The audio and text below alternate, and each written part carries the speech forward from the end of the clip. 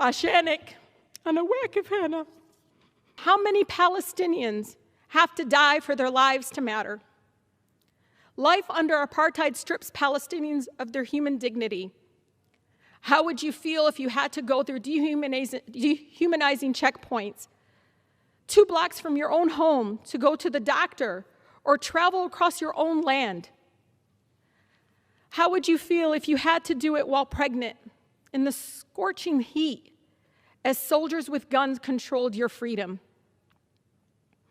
How would you feel it if you lived in Gaza, where your power and water might be out for days or weeks at a time, where you were cut off from the outside world by inhumane military blockade?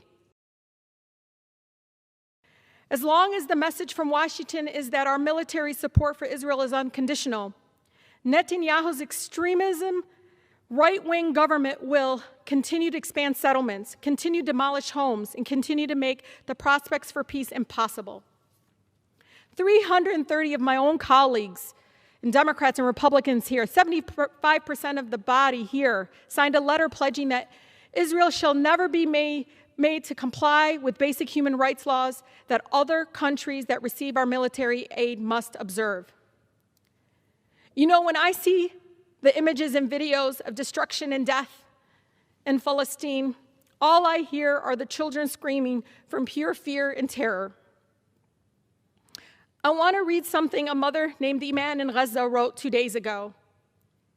She said, quote, "Tonight I put the kids to sleep in our bedroom so that when we die together."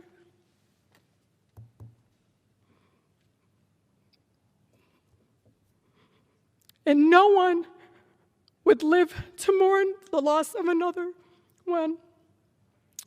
The statement broke me a little more because of my country's policies and funding will deny this mother's right to see children live, her own children live without fear and to grow old without painful trauma and violence. We must condition aid to Israel on compliance with international human rights and end the apartheid. We must, with no hesitation, demand that our country recognize the unconditional support of Israel has enabled the erasure of Palestinian life and the denial of the rights of millions of refugees and emboldens the apartheid policies that Human Rights Watch has detailed thoroughly in their recent report.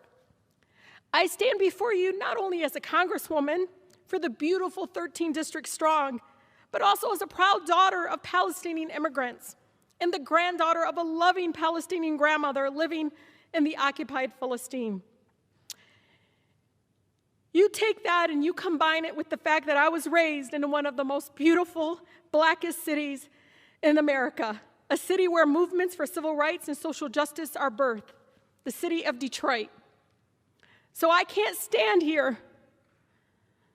I can't stand silent when injustice exists, where the truth is obscured. The freedom of Palestinians is connected to the fight against oppression all over the world. Lastly, to my city in Palestine, أشهد أنا واقف هنا.